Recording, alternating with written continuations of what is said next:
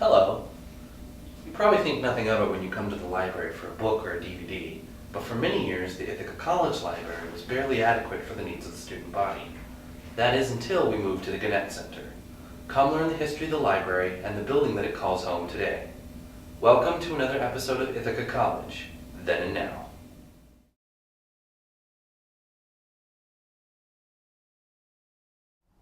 The Gannett Center was built in 1964 and ready for use by the start of the 65 to 66 academic year. The building's design and decor were a team effort, a collaboration between librarians, faculty, and architects that included its own specially designed furniture, doors, book trucks, and beautiful redwood grid. The result was, as Howard Dillingham, then president of the college, said, the most elegant building of all. During the downtown years, the library had used a small building across the street from Boardman House, and then occupied the first floor of the library building, which was built in 1953 and expanded a few years later for the TBR department. When the college began to move to South Hill, there were no library facilities available. In 1961, the college operated a branch library, equipped with the bare essentials, out of the second floor of the Egbert Union Building, where Klingenstern Lounge is today.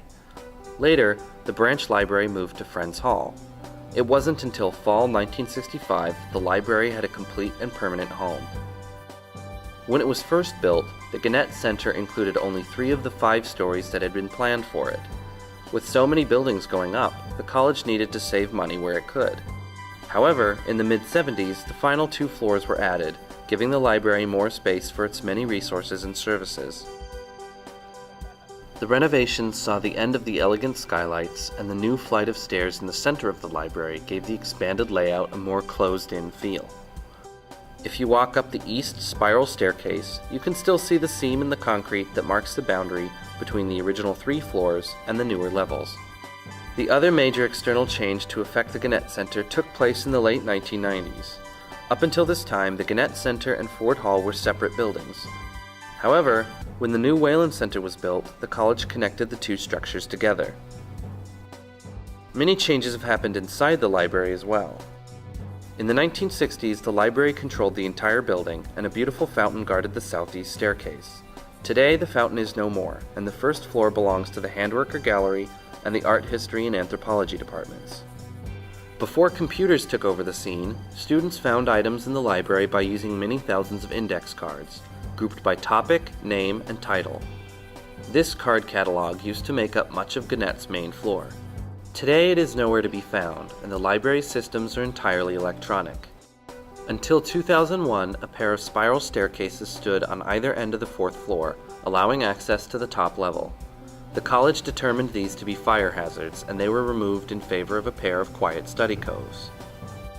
Over the years, various offices and classrooms have been added, demolished, moved, and rebuilt, including the main office, the Language Learning Center, the Computer Lab, the College Archives, and the group study rooms. The library, once more than large enough for all the college's needs, has filled in, and today every nook and cranny has its own purpose. The most recent change to the library is the Digital Media Lab, the gift of the class of 2011. Offering multimedia technology, this lab solidly grounds the IC library in the realities of the 21st century. Do you have any memories of the library? Any stories of late night studying or fetching your favorite book? Please post them in the comments section of this video so we can add them to the history of this building. This has been another episode of Ithaca College, Then and Now. Thanks for watching, and see you next time.